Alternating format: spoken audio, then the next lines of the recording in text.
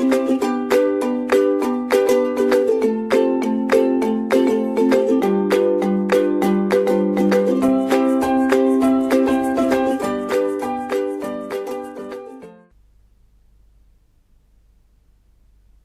students, I am Harsh Khattar, working as Assistant Professor in Department of Computer Science and Engineering at ABES Engineering College, Ghaziabad.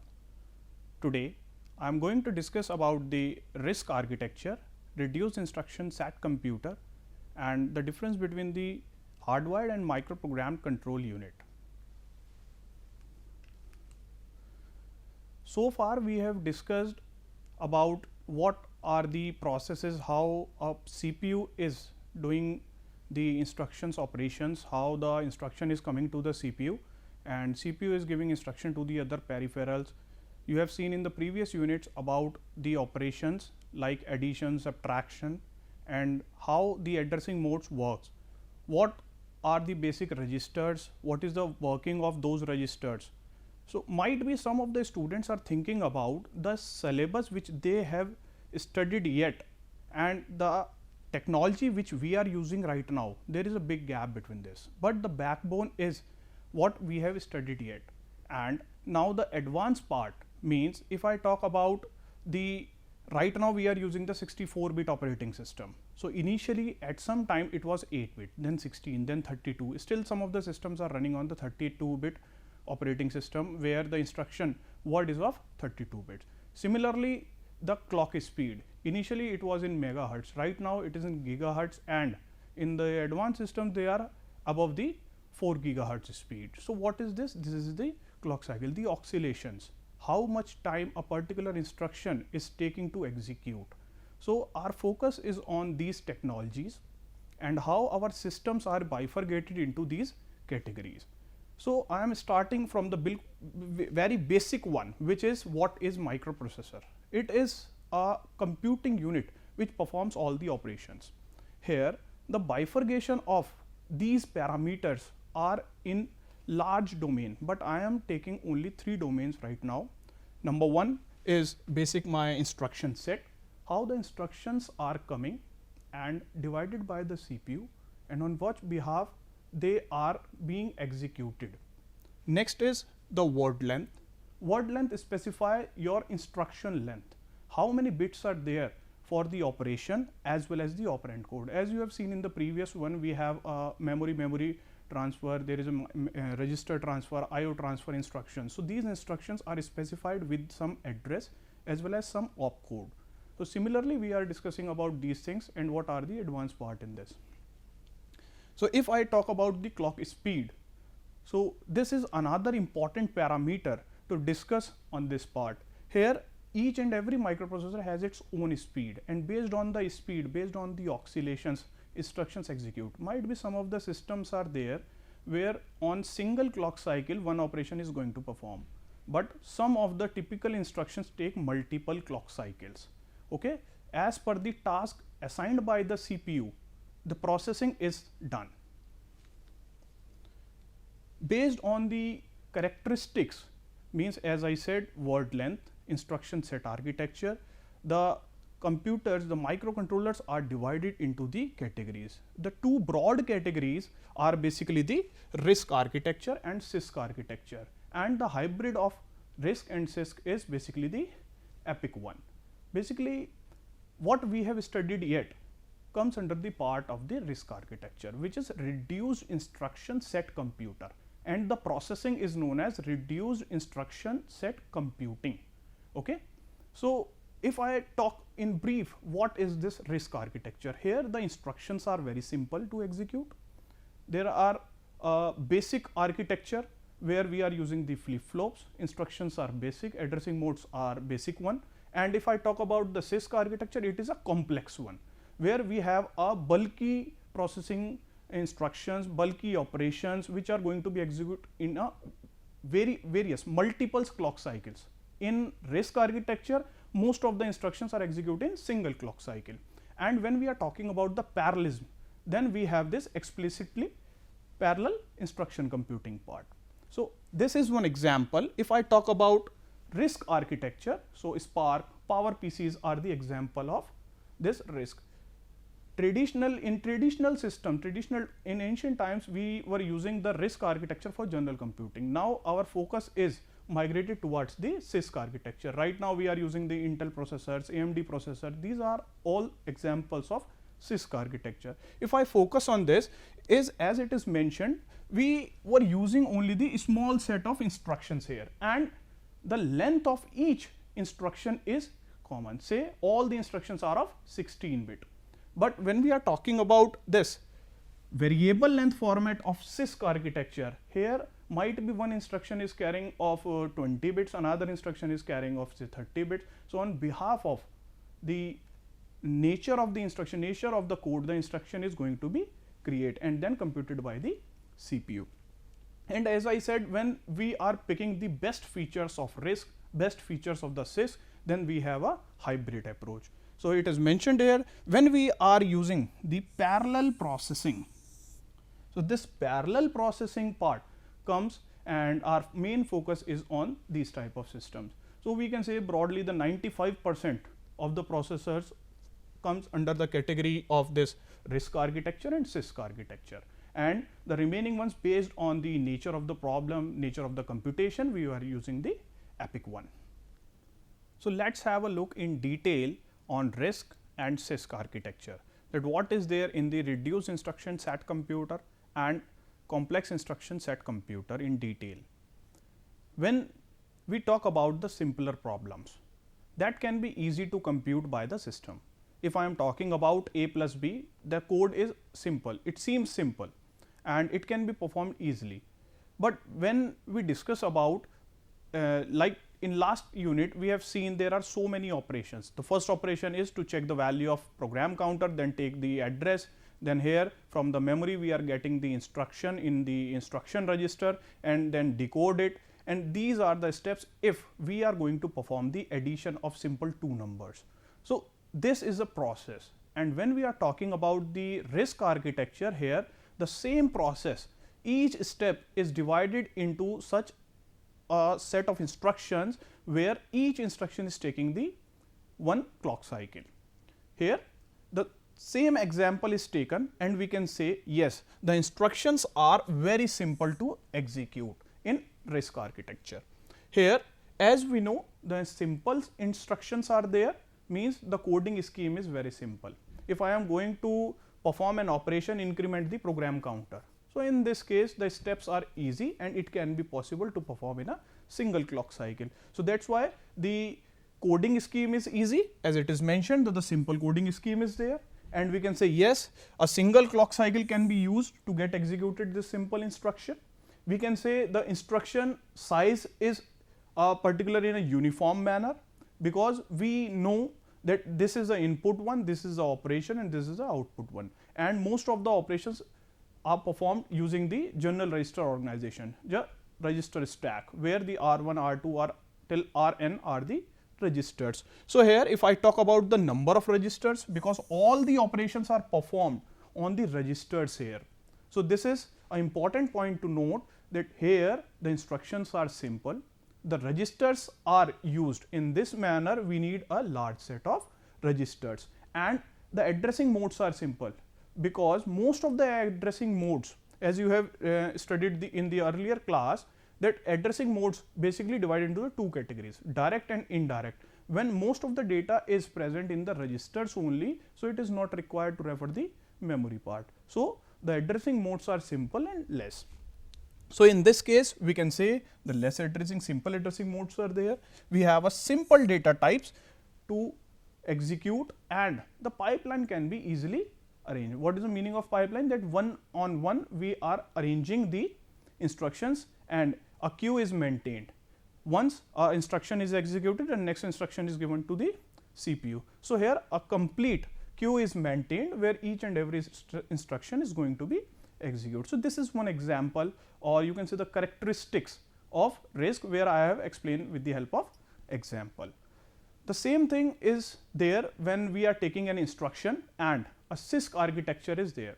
So this instruction means starting from the first one, increase the program counter or take it the address in the AR, address register, then refer the memory to get the instruction in instruction register. So, here these 3 steps can be performed together as a complex instruction, means the working is same. We are not denying yet, yes, the working is not required, it is not required to increase the program counter when we are talking about the CISC architecture or the complex instructions. No, the steps are same, but we can club these steps here, because we are making the instruction and most of the operations are performed in memory itself. So, when the register set is not that much required, so we can say yes, less number of general purpose registers are okay for the CPU purpose, and most of the operations, as I said, are performed in the memory. So, it will take some time. So, here one instruction is able to execute in the multiple clock cycles. So, this is all about the CISC architecture. So, have a look to the basic characteristics of the CISC. Okay. So, here when we are talking about these type of instructions, so we are talking about the complex instruction set computer. So, as the name suggests that complex instructions are in use, where the complex instruction decoding is there. If my instructions are complex, then yes, the mechanism of decoding is also complex. It is hard to understand by the CPU, because most of the work are like we are talking about, okay, the memory address is there and we are referring this memory, and through the memory we are getting some data. Suppose we want to increment this value. So, this thing is done in memory itself. In RISC architecture, in previous example, this thing is done with the help of registers, like R1 tends to R1 plus 1. So, this increment operation is performed in registers. Here it is performed due to the memory references. As the complex instructions are there, we are using more than one clock cycle for a successful execution of a particular instruction. Here a single program is divided into the various instructions, and one instruction is divided into the various smaller opcodes. So, these opcodes are clubbed together to make an instruction complex. So, it seems yes, the less number of instructions are there, but when we are talking about the computation purpose, here the simpler instructions comes to the category of RISC and the complex instructions come to the category of CISC architecture. Here the more memory references are there, means the addressing modes are obviously going to be more complex here, and similarly more data types are required. So, this is all about the CISC architecture. If I compare RISC and CISC architecture with the help of some parameters, then one-on-one comparison is with the help of this one more example. Let us have a look to this. I have already explained the concept of add. So, this is one example. You can use this example in your university exam to explain about the RISC and CISC.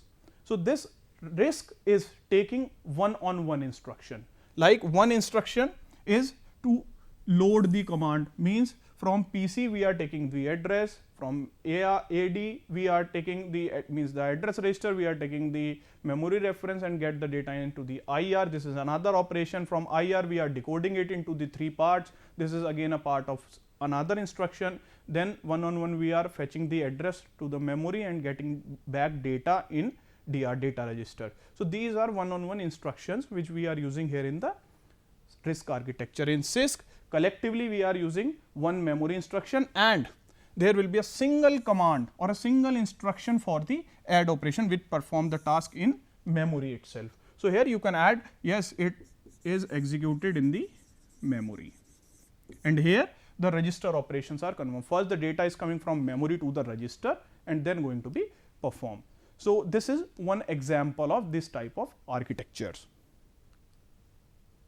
I hope the things are clear to all, and still if you have any doubt yet, then you can refer this part. This is talking about the one-on-one comparison if I am talking about the specific parameters. Let us have a look to this. If I talk about the instruction size and the format. So, in this case, as we have discussed in the earlier slides, a small set of instructions with the fixed format is there. In CISC architecture, we have a variable length format. Okay? So, we do not have a fixed size, yes, and we are talking about the variable length. So, large instruction sets are there with the variable format. So, these formats can be from the 16-bit to the 64-bit. It is up to the instruction. If my instruction is simpler, a simpler code is generated. If it is a complex or a collection of various microprograms, then an instruction will be bulky one. So, this is all about the instruction size and format. When I talk about the data transfer, so in RISC architecture, most of the operations are in registers. So, the register transfer is there. When we talk about the complex instruction set computer, in this case, most of the operations are performed in memory. So, memory to memory transfer is there. CPU control. Generally, when we discuss about the RISC architecture, so RISC architecture takes more place, the more size to install a particular processor, because it is made up of the basic units like flip flops, the basic transistors, these things. So, here mostly the hardwired systems are the architecture of this, and the CPU control is hardwired mostly, but here we are using the micro programmed things. So, everything is there on the chip and we are using those programmed codes here. So, if I compare both the things, both the CPU part, in RISC architecture we do not have a control memory. Now, what is this? We have studied about the main memory, we have studied about the secondary memory. What is this control memory? Control memory is itself on the chip. As you have seen that we have a CPU, and with CPU we have GRO, General Register Organization. Similarly, with CPU there is a control memory. So, all these subroutines, all the microprograms are there in this control memory. This thing is not present in the CISC architecture. This is the architecture of CISC. Here you can see we are talking about using the control memory, which is carrying some microprograms. So, this memory is present in CISC architecture and absent in RISC architecture. Instructions type, here the register based instruction is there, and when we compare it with the CISC architecture, so no such type is required. Memory access, less memory access is there. Once the data is coming to the registers, more or less the operations are there in the registers. Here more memory access are required because the computation is from the memory, the data is going to the memory for the storage purpose, and the input is also from the memory part. Clock cycle, the major difference, most of the instructions in the RISC are executable in single clock cycle, which takes multiple clock cycles in CISC architecture. Similarly, the nature of the instruction, as the name suggests, reduced instruction set computer says a reduced or the simple instructions are there, and when we talk about the complex ones are there in the CISC architecture. So, this is all about the RISC and CISC architecture. I have discussed the various things about this. I have already given one example. If I talk about the university question on this, then you can refer this thing. Although all the topics are important, but if I talk about the specific this topic, so in this case there is one important question that differentiate between the RISC and CISC architecture and give an example. So, you can take the example which I have taken here to add the two numbers. So, this is one example and we can easily explain the things with the help of RISC and CISC. Now, I have discussed about the basic instruction set. What is next? Now, we have studied about the instructions, we have studied about the instruction set. Now, we are familiar about the word length, we have studied about the control words. Now, coming to the main control unit. What is the main brain? The main brain of the system. So, here the next topic is basically the control unit.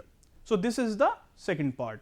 In this we will discuss about how many types of control unit are there and what is the working style of these control units. Here if I briefly say about these things, so we can say that hardwired control unit and microprogrammed control unit both are still in use, means nothing is obsolete now, and you can treat this hardwired control unit as an example of RISC architecture, reduced instruction set computer, and microprogrammed control unit is an example of CISC architecture. Now, you can relate all the differences which we have discussed yet in the previous slides. You can assume here in the hardwired control unit as well as in microprogrammed control unit by taking RISC here in this hardwired and CISC architecture in microprogrammed. So, let us have a detailed look to the both control units. If I talk about the hardwired control unit, it is Moreover, a circuitry approach, as I said, the flip-flops are used here to build a particular circuit. No control memory is there, no microprograms are there. So it is moreover a simpler approach where we are just making our system for the simpler instructions, which is there in the RISC architecture. So here the processing is faster in comparison to the microprogrammed control unit.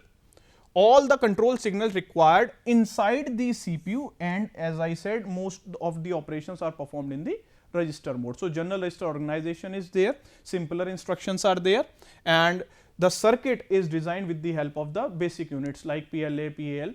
So these type of circuits are there where we are using the logical arrays. If we take a second version of the control unit, that is microprogrammed control unit. This is completely a digital one where we are talking about the programming perspective.